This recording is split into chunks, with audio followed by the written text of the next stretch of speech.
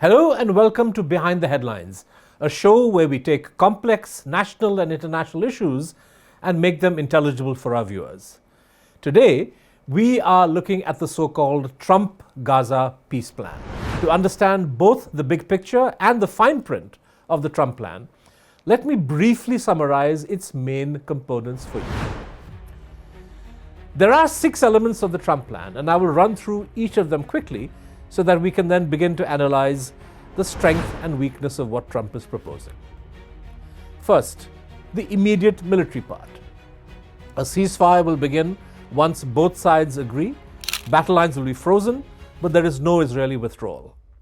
All hostages, alive and deceased, will be released within 72 hours. Israel releases 250 life-term Palestinian convicts and 1,700 post-October the 7th detainees, including women and children, in exchange. Second, relief and humanitarian. Here, the plan proposes immediate large-scale humanitarian aid consistent with the January 19th, 2025 agreement, which in plain English means 600 trucks a day. In addition, infrastructure rehabilitation will be carried out, mainly water, power, sewage, hospital and bakeries. The plan also envisages entry of rubble removal equipment and road clearing machinery. Aid distribution will be not via the US-Israeli sponsored NGO that was set up, but by the UN, Red Crescent and neutral agencies. The third leg of the plan is political. Gaza is to be governed temporarily by a so-called technocratic Palestinian committee. Control over the region will be exercised by a so-called International Board of Peace, to be chaired by Donald Trump himself and with other global leaders, many of them controversial like Tony Blair, being part of this. This arrangement is supposed to continue indefinitely until a so-called reformed Palestinian Authority can take control. Hamas is expected to give up its arms. It's demanded that it must give up its arms and will be excluded from governance in any form. The fourth leg of the Trump plan is economic. Essentially, there's a Trump economic development plan for Gaza with an expert panel to design investments. There will be establishment of a special economic zone with apparently preferential tariffs and market access. Third, there will be international investment to create jobs, growth and reconstruction. At least that's the plan, that's the promise. And there will be no forced displacement. The plan says this. Gazans will be free to leave or return, but encouraged to stay and rebuild. The fifth element of the Trump plan, security. It envisages the creation of a US-backed International Stabilization Force, or ISF, with Arab partners to train Palestinian police and secure the borders.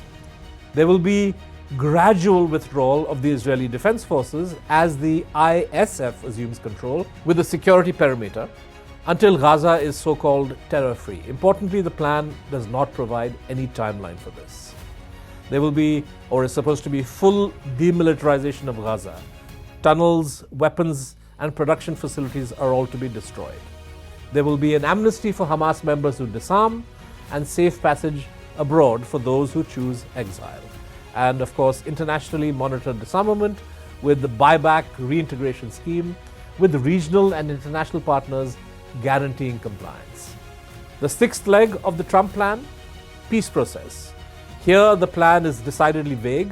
There is talk of an interfaith dialogue to foster cultural and narrative change, a US-led political dialogue between Israel and Palestinians on future coexistence, and in the long run, the plan says that conditions may finally be put in place for a credible pathway to Palestinian self-determination and statehood, provided Gaza redevelopment progresses and the Palestinian Authority reform is faithfully carried out. If these 6 areas constitute the essence of the Trump plan, here's what the document made public on Monday ignores. First, there is no role for the United Nations in establishing political authority or in establishing the stabilization force. In other words, what is envisaged is not even UN trusteeship, but private trusteeship.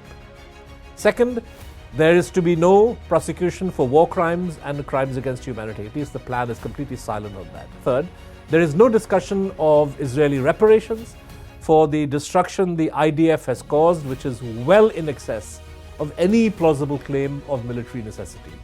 Fourth, the provision of relief, aid, is weaponized and tied to the acceptance of Trump's plan in its entirety. Fifth, there is no provision whatsoever in the short term, perhaps even in the long term, for elections or democratic representation for the people of Gaza. Six, no security guarantees are given to the Palestinians, who are expected to disarm, including in the West Bank. And seven, no ban on Israeli settlements and expropriation of Palestinian land, especially again in the West Bank.